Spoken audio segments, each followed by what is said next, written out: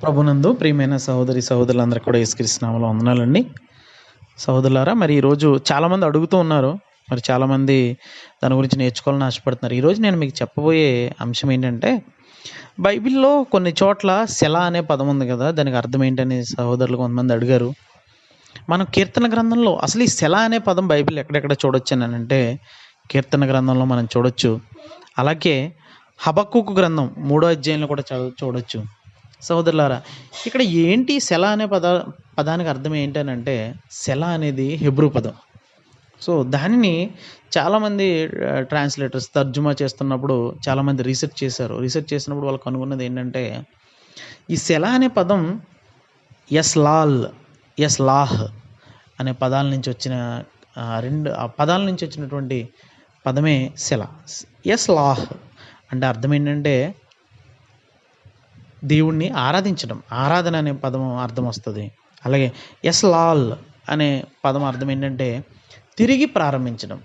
మరి కీర్తనల గ్రంథంలో ఉపయోగించినటువంటి సెల అంటే ఇది ఒక పరిశోధన చేసిన తర్వాత వారు ఊహించింది మాత్రమే. దాని పదాలు అయితే అర్థాలు కరెక్టే.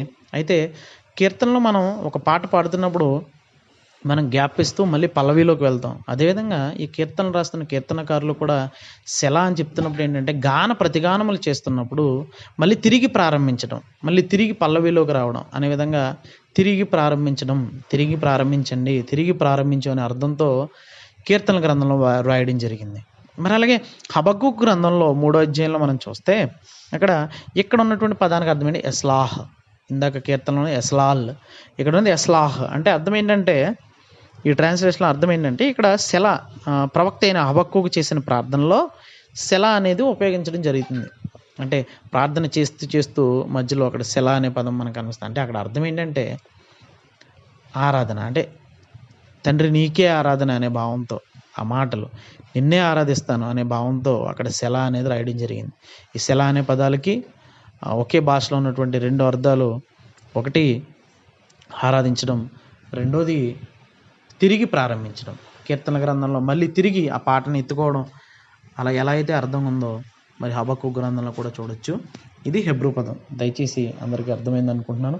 మీకు ఏమైనా సందేహాలు ఉంటే బైబిల్లో ఏమైనా ప్రశ్నలు తెలుసుకోవాలని అనుకుంటే ఈ నెంబర్కి వాట్సాప్ చేయండి. 9030281352 9030281352. మరి మీకు ఆన్సర్లు ఇవ్వడం జరుగుతుంది. అందరికీ వందనాలు brothers and sisters. God bless you.